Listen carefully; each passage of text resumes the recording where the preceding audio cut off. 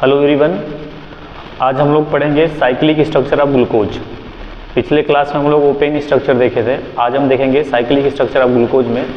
तो cyclic structure of glucose में ऐसे कौन कौन से रिएक्शंस होते हैं जो बताते हैं कि ग्लूकोज ओपेन फॉर्म में नहीं साइक्लिक फॉर्म में होता है। किस फॉर्म में होता है?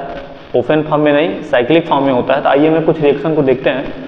तो पहला नंबर देखिए दिया गया है, despite having the aldehyde group glucose does not give the Schiff test and does not form the hydrogen sulphide addition product with hydrogen bisulphide. इसका मतलब ये है कि जब अगर एल्डिहाइड ग्लूकोज में अगर एल्डिहाइड ग्रुप होता तो वो सेफ टेस्ट के साथ रिएक्शन कर देता। अगर ग्लूकोज में एल्डिहाइड ग्रुप होता तो क्या करता? सेफ टेस्ट देता और हाइड्रोजन सल्फाइड एडिशन प्रोडक्ट देता। किसके साथ रिएक्शन करके? सोडियम बाईसल्फाइड के साथ। सोडियम बाईसल्फाइड साथ ग्लूकोज रिएक्शन करके इन सब के साथ रिएक्शन देना चाहिए, लेकिन ग्लूकोज देता नहीं है। तो पहला ये रिएक्शन प्रूव करता है कि ग्लूकोज में एल्डिहाइड ग्रुप क्या होता है? अब्सेंस होता है। तो कभी कभी क्वेश्चन पूछता है कि बताइए ऐसे कौन से ग्लूकोज में अगर एल्डिहाइड ग्रुप होता है तो ये इसके साथ रिएक्शन नहीं करता। तो ये रिएक्शन इंडिकेट करता है कि ग्लूकोज में एल्डिहाइड ग्रुप नहीं होता है। दूसरा, जो हम ग्लूकोज का पेंटा एसीटेट बनाए थे एस्टिक एनहाइड्राइड के साथ रिएक्शन करा करके, ग्लूकोज का जब हम लोग रिएक्शन किसके साथ कराए थे? एस्टिक एनहाइड्राइड के साथ, तो क्या बना था? ग्लूकोज पेंटा एसीटेट बना था। तो देखे होंगे उसके स्ट्रक्चर में एल्डिहाइड ग्रुप फ्री था। तो उसका रिएक्शन जब हाइड्रॉक्सिल अमाइन के साथ कराया गया, किसके साथ कराया गया? हाइड्रॉक्सिल अमाइन के साथ, NH2OH के साथ कराया गया, तो रिएक्शन नहीं किया, रिएक्शन नहीं दिया। तो ये क्या इंडिकेट कर रहा है कि ग्लूकोज में फ्री एल्डिहाइड ग्रुप नहीं होता है। ग्लूकोज में फ्री एल्डिहाइड ग्रुप नहीं होता है। तो मतलब कभी कभी पूछा जाता है कि ऐसे कौन से रिएक्शन है कि ग्लूकोज में एल्डिहाइड ग्रुप को अब्सेंस बताता है। तो पहला रिएक्शन ये हो गया कि जब हम सेफ टेस्ट के साथ रिएक्शन कराते हैं तो वो रिएक्शन नहीं देता है। दूसरा, जब हाइड्रोजन सल्फाइड एडिशन प्रोडक्ट भी नहीं बनाता है। कब? जब सोडियम बाईसल्फाइड से रिएक्शन कराते हैं तब। दूसरा नंबर क्या है कि दूसरा रिएक्शन ये प्रूव करता है जब ग्लूकोज पेंटा एसीटेट बनता है by the reaction with asterisk anhydride, तो ये भी बताता है जब पेंटा एसीटेट हाइड्रॉक्सिल अमाइन के साथ हम जब रिएक्शन कराते हैं पेंटा एसीटेट का, तो ग्लूकोज में ये अब्सेंस बता देता है कि ग्लूकोज में एल्डिहाइड ग्रुप फ्री नहीं होता है। तो ये पता चला कि ग्लूकोज किसके फॉर्म में पाया जाता है? दो फॉर्म में पाया जाता है, एक अल्फा फॉर्म में और एक किसमें फॉर्म पाया जाता है? बीटा फॉर्म में। एक अल्फा ग्लूकोज होता है और एक क्या होता है आपका? बीटा ग्लूकोज होता है। ग्लूकोज किस फॉर्म में एग्जिस्ट करता है? अल्फा फॉर्म में और एक बीटा फॉर्म में एग्जिस्ट करता है। आइए देखिए, ये आपका एक ग्लूकोज है, क्लियर। अब इस ग्लूकोज में क्या हुआ? ग्लूकोज में 6 कार्बन होते हैं। तो देखिए ग्लूकोज का जो 5वां नंबर कार्बन होता है, 5वां कार्बन का जो ऑक्सीजन का लोन पेयर होता है वो किसके साथ बाइंडिंग करता है? पहले नंबर कार्बन साथ। किस नंबर कार्बन साथ? पहले नंबर कार्बन साथ बाइंडिंग करता है। और बाइंडिंग करने के बाद देखो इसका लोन पेयर इसके पास जाएगा तो इस ऑक्सीजन पाएगा नेगेटिव चार्ज। इस ऑक्सीजन क्या जाएगा? Negative charge. अब ये नेगेटिव चार्ज जो है और इस ऑक्सीजन पे आता है प्लस चार्ज। जैसे ही अपना लोन पेयर देगा तो इस ऑक्सीजन पे कौन सा चार्ज क्रिएट हो जाएगा? पॉजिटिव चार्ज क्रिएट हो जाएगा। और ये पॉजिटिव चार्ज क्या करेगा? इस ऑक्सीजन को, ये जो हाइड्रोजन का जो इलेक्ट्रॉन है, ऑक्सीजन हाइड्रोजन के बीच का जो बॉन्ड होता है, वो हाइड्रोजन किसके पास चला जाता है? ऑक्सीजन के पास चला जाता है। तो ऑक्सीजन के पास चलेगा तो ये इस तरीके फॉर्म बन जाता है। तो ध्यान देना, इसमें देखो OH ग्रुप कहाँ पे चला गया? इस साइड में आ गया। सेम उसी चीज़ का इस तरफ में है, दोनों स्ट्रक्चर आपके सेम है, लेकिन पहले नंबर कार्बन पे ऑक्सीजन देखो क्या है? डिफरेंट है। पहले नंबर कार्बन का ऑक्सीजन जो है, पहले नंबर कार्बन का जो OH है वो किस साइड? डिफरेंट साइड में। तो इसमें देखो राइट हैंड साइड में, इसमें क्या है? लेफ्ट हैंड साइड में। यानी दोनों कार्बन पे C1 वाले कार्बन पे OH का जो कॉन्फ़िगरेशन है वो चेंज है ना। तो चेंज है, तो इससे जो अगर राइट हैंड साइड में है तो वो आपका अल्फा फॉर्म में है, अगर ये किस साइड में है? लेफ्ट हैंड साइड में, तो किस फॉर्म में बोलेंगे उसे? बीटा ग्लूकोज बोलेंगे। क्या बोलेंगे उसे? बीटा ग्लूकोज बोलेंगे। तो देखो ध्यान देना कि पहले नंबर कार्बन पे डिफरेंस है OH का कॉन्फ़िगरेशन, इसीलिए इसे हम लोग क्या बोलेंगे? एनोमेरिक कार्बन बोलेंगे। क्या बोलेंगे? Anomeric carbon. तो कभी कभी पूछा, देखो ये बोला गया 2 cyclic hemiacetal form of glucose differ only in the configuration of the hydroxyl group at C1 carbon ना। मतलब कि हाइड्रॉक्सिल ग्रुप का C1 नंबर कार्बन पे OH का पोजीशन डिफरेंट हो जाता है, जिसके वजह से इस कार्बन को हम लोग एनोमर बोला जाता है। क्या बोलता है? एनोमर कार्बन बोलते हैं। और इसी आइसोमर को अल्फा फॉर्म और बीटा फॉर्म ग्लूकोज को क्या बोलते हैं, एनोमर्स बोला जाता है। कभी कभी पूछा जाता है व्हाट इज एनोमर्स, तो एनोमर्स क्या होता है, जब हाइड्रोक्सिल ग्रुप का पोजीशन यानी कॉन्फ़िगरेशन C1 कार्बन पे डिफरेंस होता है तो उस कार्बन को हम लोग एनोमर कार्बन बोला जाता है, और जो कंपाउंड होते हैं उसे एनोमर्स बोलते हैं, उसे हम लोग क्या बोलते हैं, एनोमर्स बोलते हैं। तो इतना याद रखिएगा कि alpha form beta form glucose में ना, कि अल्फा फॉर्म में ग्लूकोज जो होता है वो किस साइड में होता है, राइट हैंड साइड में होता है, और बीटा वाले ग्लूकोज में क्या होता है आपका, लेफ्ट हैंड साइड में होता है। और ये अल्फा ग्लूकोज और बीटा ग्लूकोज क्या होता है आपका, अल्फा ग्लूकोज और बीटा ग्लूकोज एक दूसरे के एनोमर्स होते हैं। हाँ, तो इतना याद रखना है कि कभी कभी MCQ में क्वेश्चन पूछ लेता है कि alpha and beta form are anomers, epimers, isomers, इस तरह से क्वेश्चन दे देगा। तो ध्यान रखना अल्फा एंड बीटा फॉर्म एक दूसरे के क्या है, एनोमर्स होते हैं। और पूछेगा एनोमर्स किस कार्बन पे डिफरेंस दिखेगा, तो एनोमर्स का जो डिफरेंस दिखता है वो आपका पहले नंबर कार्बन पे कॉन्फ़िगरेशन चेंज होता है OH का। किसका चेंज होगा, OH ग्रुप का पोजीशन चेंज हो जाता है। तो कॉन्फ़िगरेशन जब चेंज होगा तो उसे हम लोग बोलते हैं एनोमर कार्बन, और इन दोनों कंपाउंड को हम लोग क्या बोलते हैं, एनोमर्स बोलते हैं। ग्लूकोज जो होता है वो 6 मेंबर्ड साइक्लिक रिंग होता है। ग्लूकोज कैसा होता है, साइक्लिक रिंग फॉर्म में दिया होता है, जिसे हम लोग क्या बोलते हैं, पायरानोज स्ट्रक्चर। क्या बोलेंगे, पायरानोज स्ट्रक्चर। हाँ, पायरानोज स्ट्रक्चर में क्या होगा, ये पायरानोज स्ट्रक्चर क्यों बोला गया, क्योंकि ये इसका स्ट्रक्चर होता है लाइक पायरान। किसकी तरह होता है, पायरान की तरह होता है इसका स्ट्रक्चर होता है। इसका स्ट्रक्चर कैसा होता है, 6 मेंबर साइक्लिक रिंग फॉर्म होता है। उस स्ट्रक्चर को हम लोग बोलते हैं पायरानोज स्ट्रक्चर। किस नाम से बोलते हैं, पायरानोज स्ट्रक्चर के नाम से बोल रहा है। क्यों, क्योंकि इसका स्ट्रक्चर लाइक पायरान, किसकी तरह होता है, पायरान की तरह होता है। पायरान का स्ट्रक्चर ये रहा। तो ग्लूकोज किस फॉर्म में होता है, ये साइक्लिक फॉर्म है इस स्ट्रक्चर का। ये कौन सा फॉर्म है आपका, अल्फा फॉर्म। ये क्या बोलते हैं, इसे बीटा फॉर्म। तो इसे इसका नाम ग्लूकोज है तो इसका नाम ग्लूकोपायरानोज स्ट्रक्चर हो गया। इसका नाम क्या हो गया, बीटा पायरानोज स्ट्रक्चर हो गया। तो इस स्ट्रक्चर को देने वाले जो साइंटिस्ट थे उनका नाम था हवार्थ, इसलिए इस स्ट्रक्चर को क्या बोला गया, हवार्थ स्ट्रक्चर से नाम से जाना गया। तो इस तरह से ग्लूकोज का हम लोग क्या पढ़े, साइक्लिक स्ट्रक्चर।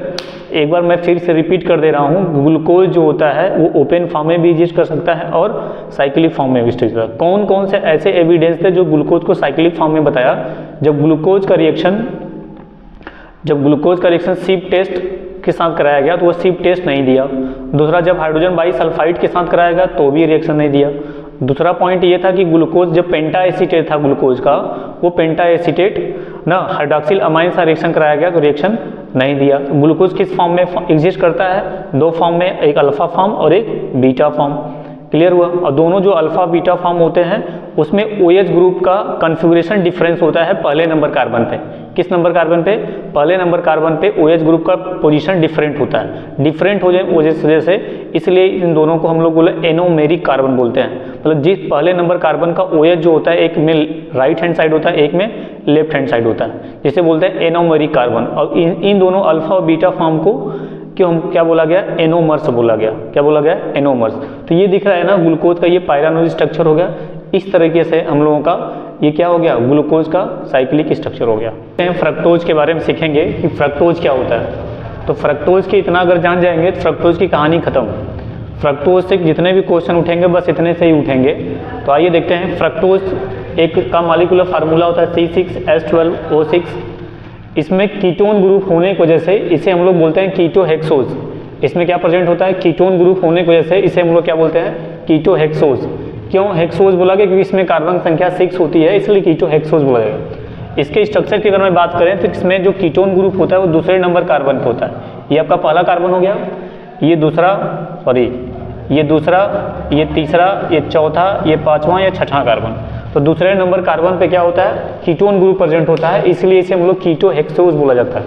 हाँ, चौथे नंबर पर अगर मैं बात करा जाए तो ये डी सीरीज से बिलोंग करता है, लेकिन नेचर के लीवो रोटेटरी फॉर्म में पाया जाता है। कैसा होता है ये, लीवो रोटेटरी होता है। इतना याद रखना यहाँ कि ग्लूकोज जो होता है वो डेक्स्ट्रो रोटेटरी होता है, लेकिन फ्रक्टोज क्या होता है, लीवो रोटेटरी होता है। इसलिए फ्रक्टोज को हम लीवोलोज भी बोल सकते हैं। क्या बोल सकते हैं, लीवोलोज भी बोल सकते हैं। चौथे नंबर कार्बन अगर मैं बात करूं तो चौथे नंबर पॉइंट की अगर मैं बात करूं तो it also exist in 2 cyclic form में होता है ना, जिसमें से कि पाया कैसे जाता है कि जो OH ग्रुप होता है 5वें कार्बन का, वो कार्बोनिल ग्रुप से अटैच होता है। देखो ये 5वां कार्बन है ना। यहाँ पे जो दूसरा नंबर कीटोन ग्रुप होता है, दूसरे नंबर कार्बन का कीटो ग्रुप, उससे अटैच्ड आता है OH, इसलिए क्या बोला गया, ये अल्फा फॉर्म है। अल्फा फॉर्म क्यों बोला गया, क्योंकि जिसमें OH जो है आपका राइट हैंड साइड में है। किस साइड में है, राइट हैंड साइड में OH होने की वजह से इसे हम लोग क्या बोल दिए, फ्रक्टोफ्यूरानोज। क्या बोला गया इसे, फ्रक्टोफ्यूरानोज स्ट्रक्चर। अब देखिए ध्यान दीजिएगा, ये क्या है आपका, ये बीटा है, इसमें OH ग्रुप, ये दूसरा नंबर कार्बन, ये भी आपका दूसरा नंबर कार्बन, तो इसमें एक दूसरे क्या पे हैं, डिफरेंट फॉर्म में हो गए हैं। इसमें ये आपका बीटा फॉर्म में है, ये आपका अल्फा फॉर्म में। कैसे पता चलेगा कि इसमें देखो OH ग्रुप की साइड में, राइट हैंड साइड में कॉन्फ़िगरेशन में, और ये किस साइड में आपका, लेफ्ट हैंड साइड में OH ग्रुप, जिसकी वजह से इसे क्या बोला गया, बीटा फ्रक्टोफ्यूरानोज। अगला कि अगर इसका दो साइक्लिक फॉर्म की अगर मैं बात करूँ, इसके क्या किसकी बात करूँ, साइक्लिक फॉर्म में, तो ये इस तरह से आपका एग्जिस्ट करता है ना। इसका स्ट्रक्चर लाइक फ्यूरान होता है, किसकी तरह होता है, फ्यूरान की तरह इसका स्ट्रक्चर होता है, इसीलिए इसे हम लोग बोलते हैं फ्यूरानोज स्ट्रक्चर। किसकी तरह होता है, फ्यूरानोज स्ट्रक्चर की तरह आपको देखने में मिलता है। फ्यूरान का स्ट्रक्चर कैसा होता है, इस तरीके से आपका फ्यूरान होता है, किस तरीके से, इस तरीके से, तो इसीलिए ये आपका फ्यूरानोज स्ट्रक्चर होता है। तो ध्यान देना, इसमें 5 मेंबर साइक्लिक रिंग होता है, और ग्लूकोज में क्या होता है, 6 मेंबर साइक्लिक रिंग होता है। तो इतना याद रखना है, ये फ्रक्टोज की पूरी। तो चलिए अब हम देखते हैं डाइसैकेराइड्स क्या होता है। तो डाइसैकेराइड्स क्या होता है, आइए हम बात करते हैं। डाइसैकेराइड्स, डाइसैकेराइड्स क्या होता है ना। तो ऐसे कार्बोहाइड्रेट जिसका हाइड्रोलिसिस कराने पर अगर 2 मोनोसैकेराइड्स में ब्रेक होता है, तो उसे हम लोग क्या बोलते हैं, डाइसैकेराइड्स बोलते हैं ना। तो क्या बोले हैं कि which give 2 monosaccharides, which give 2 monosaccharides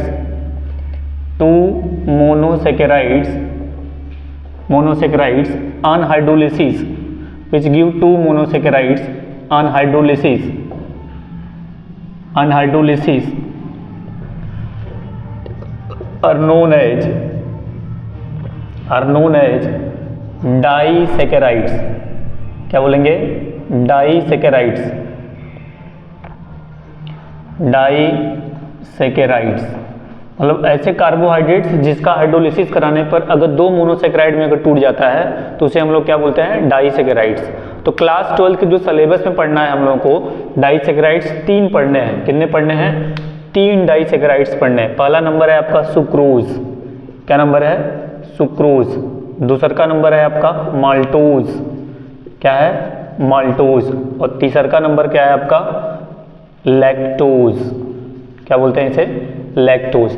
तो 3 डाइसैकेराइड्स हमको पढ़ने हैं। तो पहला नंबर क्या है, सुक्रोज। सुक्रोज को जब हाइड्रोलिसिस कराते हैं तो एक मॉलिक्यूल ग्लूकोज का बनता है और एक मॉलिक्यूल क्या बनता है, फ्रक्टोज का। तो मतलब ये जब सुक्रोज हुआ तो इसका क्या करा दिए, हाइड्रोलिसिस कराए। क्या कराए, हाइड्रोलिसिस। तो क्या देगा, ग्लूकोज देगा और फ्रक्टोज देगा। क्या देगा, ग्लूकोज और फ्रक्टोज। माल्टोज का जब हाइड्रोलिसिस कराएंगे, किसका कराएंगे, माल्टोज का। जब माल्टोज का हाइड्रोलिसिस कराओगे, माल्टोज का जब हाइड्रोलिसिस कराएंगे तो इतना याद रखिएगा, इसमें 2 मोल ग्लूकोज के बनेंगे। कितने मोल बनेंगे, 2 मोल ग्लूकोज के, यानी glucose plus glucose, glucose plus glucose बनेगा। अगला क्या है, लैक्टोज। लैक्टोज का जब हाइड्रोलिसिस कराते हैं, किसका कराते हैं, लैक्टोज का। लैक्टोज का जब हाइड्रोलिसिस कराएंगे, लैक्टोज का जब हाइड्रोलिसिस कराएंगे तो क्या देगा, glucose, glucose plus galactose, glucose plus galactose. तो इतना याद रखिएगा। तो डाइसैकेराइड्स क्या होता है, तो डाइसैकेराइड्स ऐसा कार्बोहाइड्रेट होता है, यानी एक प्रकार का ये ऐसा ओलिगोसैकेराइड्स होता है जिसको हाइड्रोलिसिस कराने पर अगर 2 मोनोसैकेराइड्स में टूट जाए, यानी ब्रेक हो जाए, तो उसे क्या बोलते हैं, हम लोग डाइसैकेराइड्स बोलते हैं। पहला नंबर है सुक्रोज, दूसरा माल्टोज, तीसरा क्या है, लैक्टोज। सुक्रोज का हाइड्रोलिसिस कराते हैं, ग्लूकोज और फ्रक्टोज देता है। माल्टोज का हाइड्रोलिसिस कराते हैं तो ग्लूकोज और ग्लूकोज देता है। और लैक्टोज का हाइड्रोलिसिस कराते हैं और क्या बनता है, ग्लूकोज बनता है। अच्छा, जब 2 मोनोसैकेराइड आपस में जुड़ते हैं तो वो क्या बन जाता है, डाइसैकेराइड्स बनता है। तो इतना याद रखिएगा कि पूछेगा डाइसैकेराइड्स बनता कैसे है, तो दो मोनोसैकेराइड आपस में जुड़ेंगे। भाई जब हाइड्रोलिसिस किया जा रहा है तो दो मोनोसैकेराइड दे रहा है, जब यही दो मोनोसैकेराइड जुड़ेंगे तो क्या बनाएगा, डाइसैकेराइड बनाएगा। अच्छा, जिस बांड के थ्रू जुड़ते हैं उसे क्या बोलते हैं, ग्लाइकोसिडिक लिंकेज बोला जाता है। तो कभी कभी डिफिनीशन आता है 1 नंबर में, define glycosidic linkage. Glycosidic linkage क्या होता है, ग्लाइकोसिडिक लिंकेज क्या होता है। तो ग्लाइकोसिडिक लिंकेज ऐसा लिंकेज होता है जब दो मोनोसैकेराइड्स ना ज्वाइंड बाय अ, व्हेन, इसका डिफिनीशन लिख लेंगे, when two monosaccharides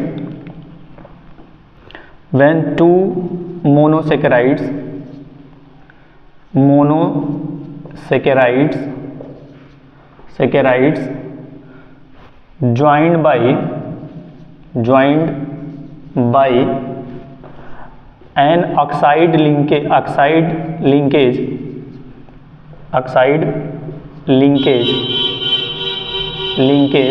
by loss of a water molecule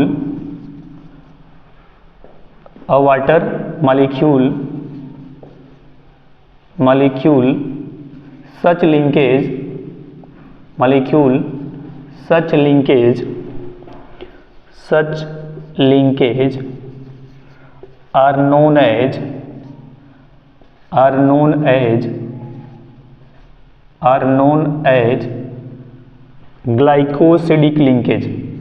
are known as glycosidic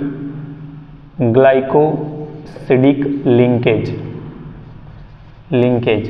मतलब जब दो मोनोसैकेराइड्स आपस में एक ऑक्साइड लिंकेज के द्वारा जुड़ते हैं, एक वाटर का मॉलिक्यूल क्या हो जाए, लॉस हो जाए, तो उस तरह के हम क्या बोलते हैं लिंकेज को, हम लोग क्या बोलेंगे, ग्लाइकोसिडिक लिंकेज बोला जाता है।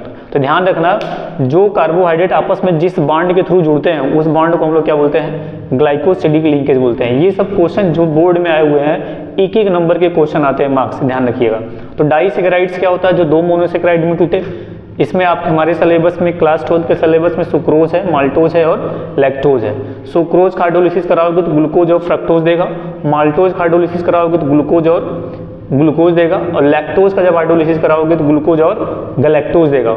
ग्लाइकोसिडिक लिंकेज क्या होता है, जब दो मोनोसैकेराइड ऑक्साइड लिंक के द्वारा जुड़ते हैं एक वाटर के मॉलिक्यूल के लास्ट के थ्रू, तो उसे हम लोग क्या बोलते हैं, ग्लाइकोसिडिक लिंकेज पढ़ेंगे।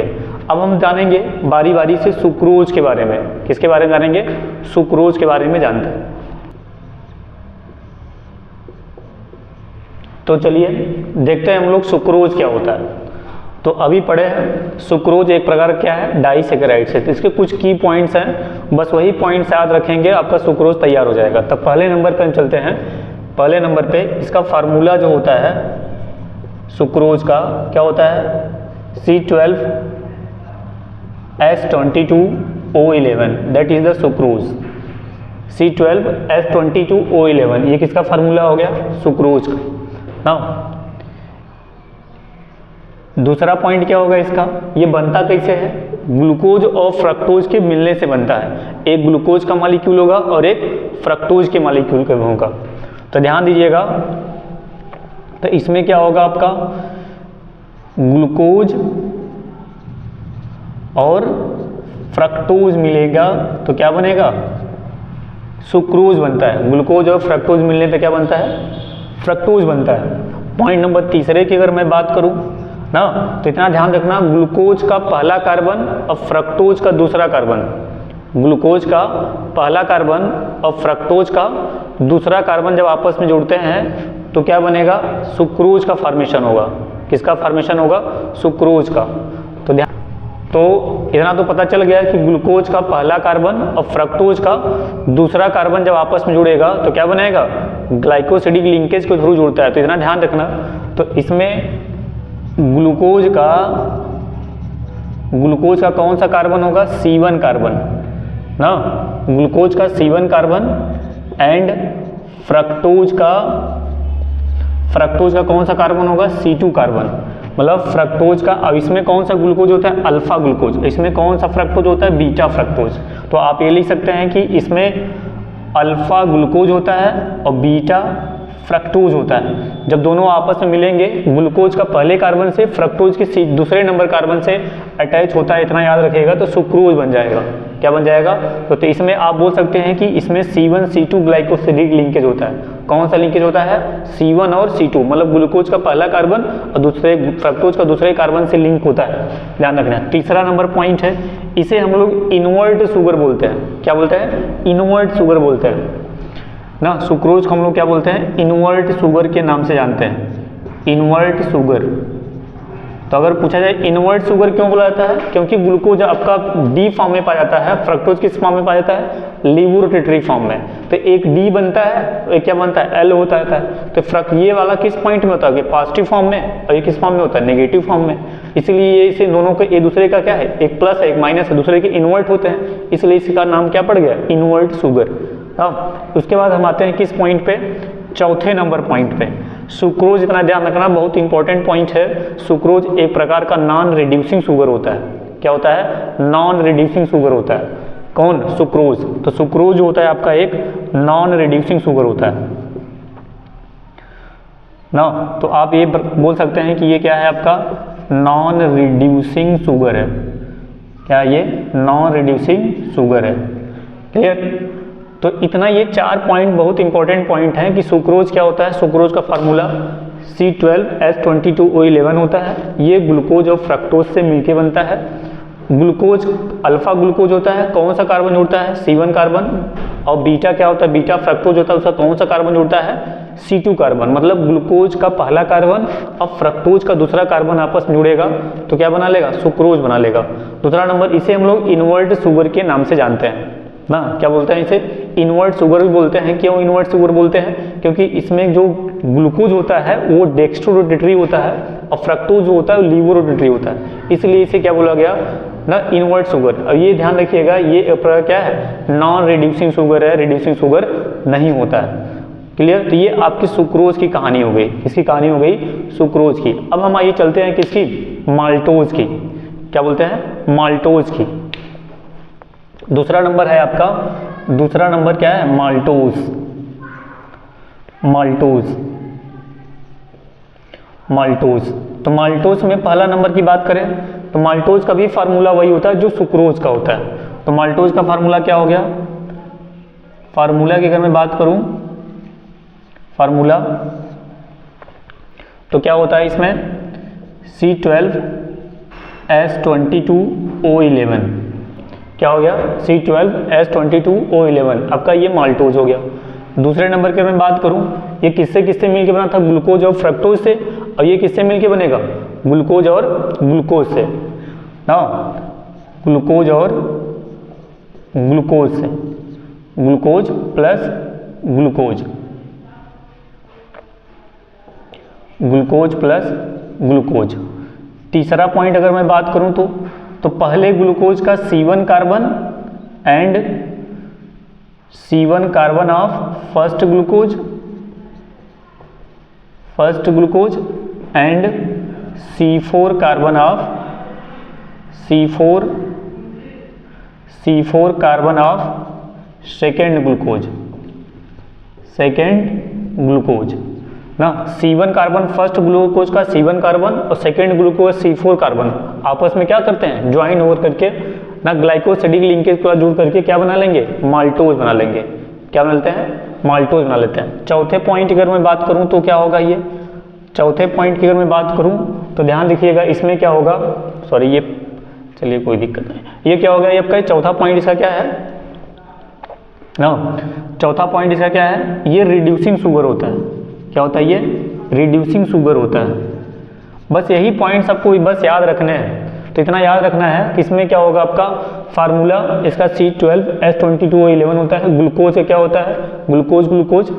इसमें फर्स्ट ग्लूकोज का C1 कार्बन और सेकेंड ग्लूकोज का C4 कार्बन आता है, रिड्यूसिंग शुगर के से मिलके बनता है। तो इतना समझ में आ गया। इसका पहला पॉइंट क्या है? ये है ना। इन दोनों में डिफरेंस आपको समझ में आ ही रहा होगा कि दोनों में डिफरेंस क्या क्या है। फार्मूला दोनों का सेम है। ये ग्लूकोज और फ्रक्टोज से मिलकर बनके बनता है, ये ग्लूकोज और ग्लूकोज से मिलकर बनता है। ये अल्फा ग्लूकोज और बीटा फ्रक्टोज से मिलकर बनता है तीसरा पॉइंट में। इसके तीसरे पॉइंट में C1, दो पहले ग्लूकोज का C1 कार्बन और दूसरे कार्बन का क्या होता है? C4 कार्बन आपस में जुड़ता है। तो अब इससे ये रिड्यूसिंग शुगर होता है, ये क्या होता है, नॉन रिड्यूसिंग शुगर होता है। तो 1 2 3 ये आपका फोर्थ पॉइंट होगा, ये आपका फिफ्थ पॉइंट है। समझना, ये आपका क्या है, नॉन रिड्यूसिंग शुगर होता है, ये क्या होता है आपका रिड्यूसिंग शुगर होता है। तो किसकी कहानी हो गई ये, माल्टोज की। डाइसेकेराइड, तीसरा डाइसेकेराइड है क्या, लैक्टोज। तीसरा डाइसेकेराइड क्या है, लैक्टोज है ना। लैक्टोज में क्या होता है, लैक्टोज में इसे हम लोग क्या बोलते हैं, मिल्क शुगर के नाम से जानते हैं। किसे जानते हैं, मिल्क शुगर के नाम से जानते हैं। लैक्टोज को हम लोग मिल्क शुगर के नाम से जानते हैं। दूसरा नंबर क्या है, ये इसका फार्मूला होगा C12H22O11, C12H22O11। फिर उसके बाद हम बात करते हैं किसमें, इसमें जो ग्लूकोज होता है, इसमें जो बॉन्डिंग होती है गैलेक्टोज से, गैलेक्टोज ना, गैलेक्टोज का कौन सा कार्बन जुड़ेगा, C1 कार्बन प्लस, और ग्लूकोज का कौन सा कार्बन जुड़ता है, ग्लूकोज का कौन सा कार्बन जुड़ेगा, C4 कार्बन। मतलब गैलेक्टोज का पहला कार्बन और ग्लूकोज का चौथे कार्बन से लिंक होता है। फिर उसके बाद हम देखते हैं क्या, इसे हम लोग, ये आपका रिड्यूसिंग शुगर होता है। कैसा शुगर होता है, ये रिड्यूसिंग शुगर के नाम से हम लोग जानते हैं। क्लियर, और बस एक ध्यान रखिएगा। तो लैक्टोज को हम लोग क्या बोलते हैं, मिल्क शुगर बोलते हैं। इसका फार्मूला ये होता है C12H22O11। इसमें ग्लूकोज और गैलेक्टोज और ग्लूकोज से मिलके बनता है। गैलेक्टोज का पहला कार्बन और ग्लूकोज का चौथा कार्बन जुड़ता है। ये आपका कैसा शुगर होता है, रिड्यूसिंग शुगर होता है। कैसा शुगर होता है, रिड्यूसिंग शुगर होता है। तो आप समझ गए कि सुक्रोज नॉन रिड्यूसिंग शुगर होता है, माल्टोज भी रिड्यूसिंग शुगर होता है, और लैक्टोज भी आपका क्या होता है, रिड्यूसिंग शुगर होता है। तो आइए देखते हैं पॉलीसेकेराइड्स क्या होता है। तो पॉलीसेकेराइड्स क्या होता है कि ऐसे कार्बोहाइड्रेट्स जो large number of monosaccharides they hydrolysis होने पर। तो आप क्या ले सकते हैं, विच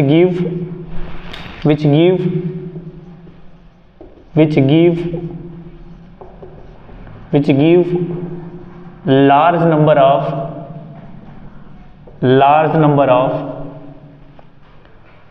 monosaccharides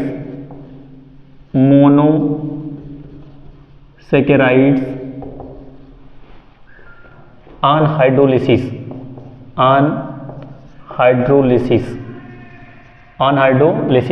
मतलब हाइड्रोलिसिस करने पर लार्ज नंबर ऑफ मोनोसेकेराइड में अगर ब्रेक हो जा रहा है तो उसे हम लोग क्या बोलेंगे, पॉलीसेकेराइड्स बोलते हैं। तो हम लोग पहले पॉलीसेकेराइड्स में हम लोग सिलेबस में पहला नंबर क्या है, स्टार्च। पहला नंबर क्या है, स्टार्च। तो आइए हम देखते हैं स्टार्च के बारे में। क्या बोलते हैं, स्टार्च ना। तो स्टार्च जो होता है ये प्लांट का फूड मटेरियल होता है। क्या होता है, प्लांट का फूड मटेरियल होता है। तो starch is a food material of plant. It is a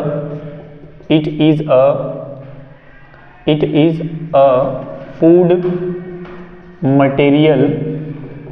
material of plant. ये क्या होता है, फूड मटेरियल ऑफ प्लांट होता है। इसके दो कंपोनेंट होते हैं। It has two component.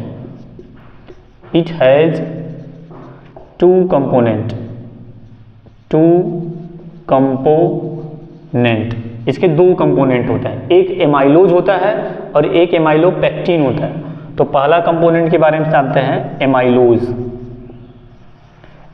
Amylose ना। और दूसरा क्या होता है,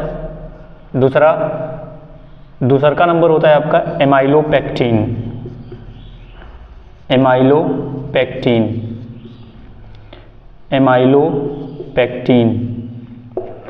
एक एमाइलोज होता है, दूसरा का नंबर क्या होता है, एमाइलोपेक्टिन होता है ना। तो ध्यान रखिएगा, एमाइलोज क्या होता है, इसका पहला नंबर, इसके हम कई पॉइंट्स की बात करते हैं। तो पहला नंबर पॉइंट है इसका एमाइलोज का ना, इट इज़ वाटर सॉल्युबल।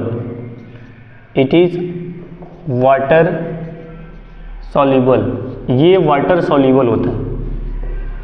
क्या होता है, वाटर सॉल्युबल होता है। दूसरा नंबर ना, ये अनब्रांच्ड होता है। इट इज अनब्रांच्ड होता है। ये क्या होता है, अनब्रांच्ड होता है।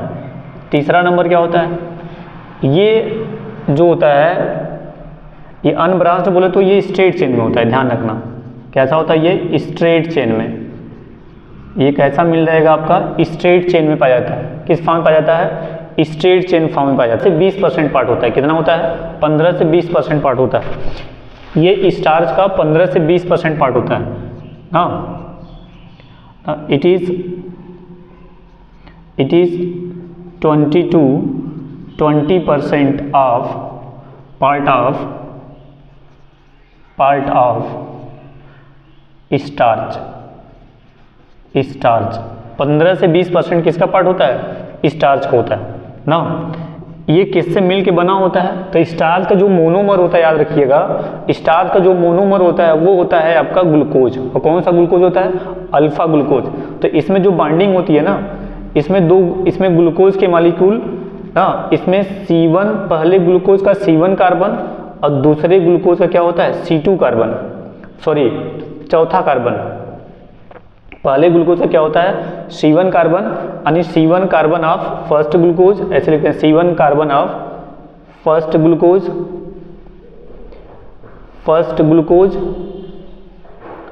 Plus C2 carbon of second glucose.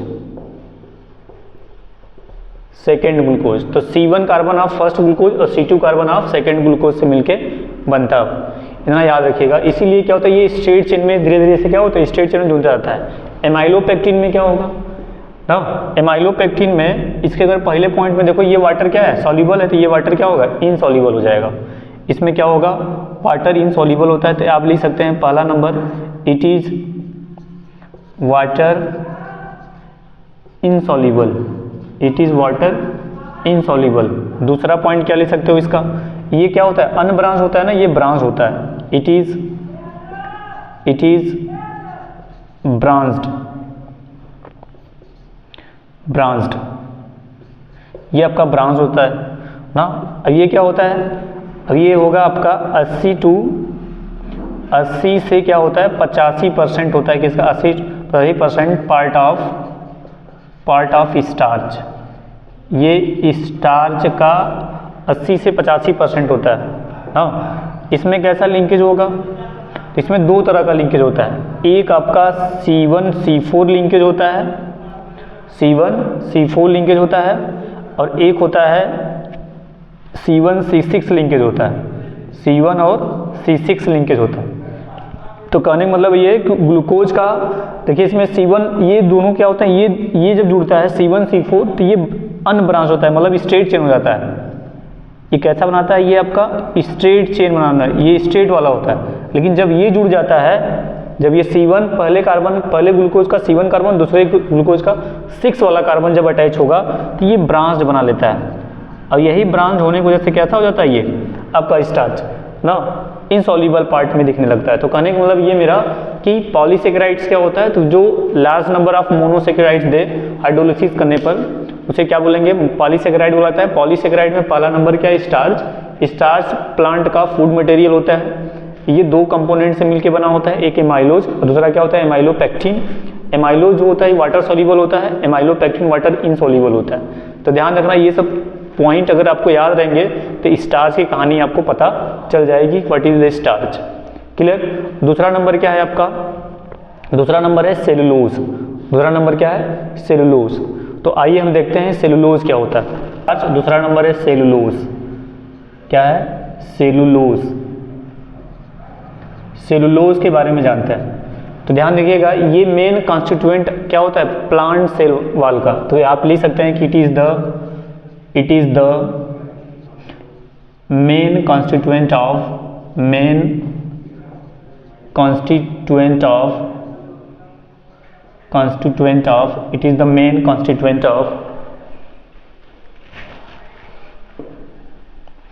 it is the main constituent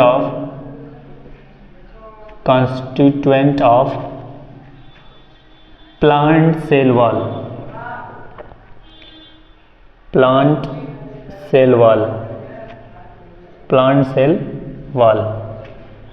ना।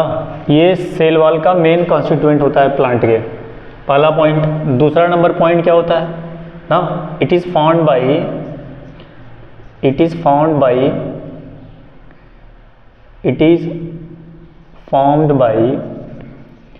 Formed by beta D glucose.